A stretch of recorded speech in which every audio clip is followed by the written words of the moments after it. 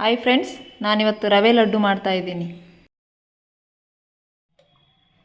ಇವಾಗ ಒಂದು ಸ್ಪೂನ್ ತುಪ್ಪ ಹಾಕ್ತಿದ್ದೀನಿ.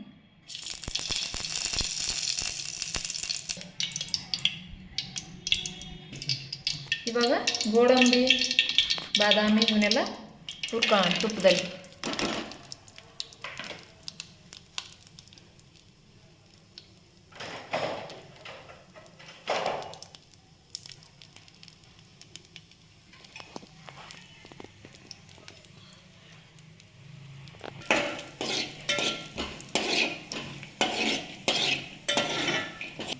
ಇದನ್ನು ಒಂದು ಪ್ಲೇಟಿಗೆ ತೆಗೆದುಬಿಡೋಣ.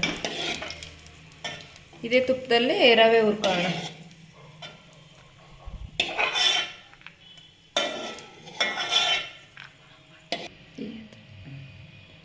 ಇದು ಈ ಬೊಟ್ಲದಲ್ಲಿ 1.5 ಕಪ್ ರವೆ ತಗೋತಾ ಇದ್ದೀನಿ. ಇದಕ್ಕೆ 1 ಕಪ್ ಸಕ್ಕರೆ ಹಾಕ್ತಿದ್ದೀನಿ. ಇವಾಗ ಅರ್ಧ ತಗೋತಾ ಇದ್ದೀನಿ. ಇವಾಗ 1.5 ಆಯಿತು. ನೀವು ಯಾವುದರ ತಗೊಂತೀರ ಅದಕ್ಕಿಂತ ಸ್ವಲ್ಪ ಕಮ್ಮಿ ಇರಲಿ ಸಕ್ಕರೆ. ಇವಾಗ ಇನ್ನೊಂದು ಸ್ವಲ್ಪ ತುಪ್ಪ ಹಾಕೋಣ.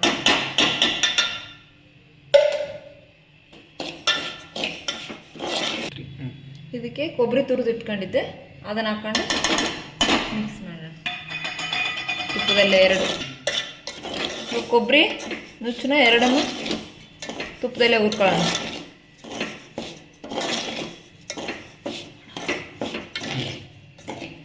ಒಂದು 2 ನಿಮಿಷ, 2 ಅಥವಾ 3 ನಿಮಿಷ ಅದು ಅವಾಗಲೇ ಘಮ ಬರುತ್ತೆ, ಅಲ್ಲಿವರೆಗೂ ಚೆನ್ನಾಗಿ ಹುರ್ಕೋಬೇಕು ರವೆನ.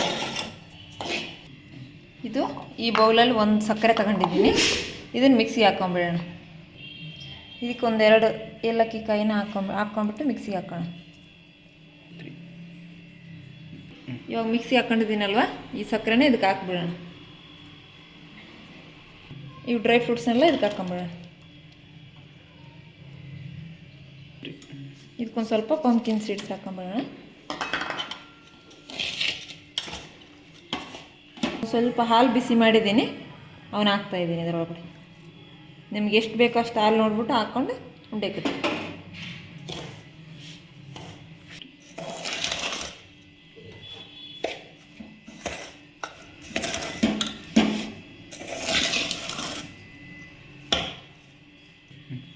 ಇವಾಗ ಉಂಡೆ ಕಟ್ತಾ ಇದ್ದೀನಿ.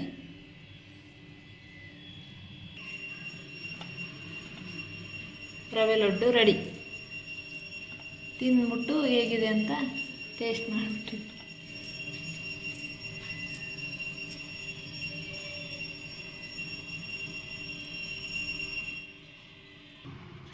ರವೆ ಲಡ್ಡು ರೆಡಿ ಆಯಿತು.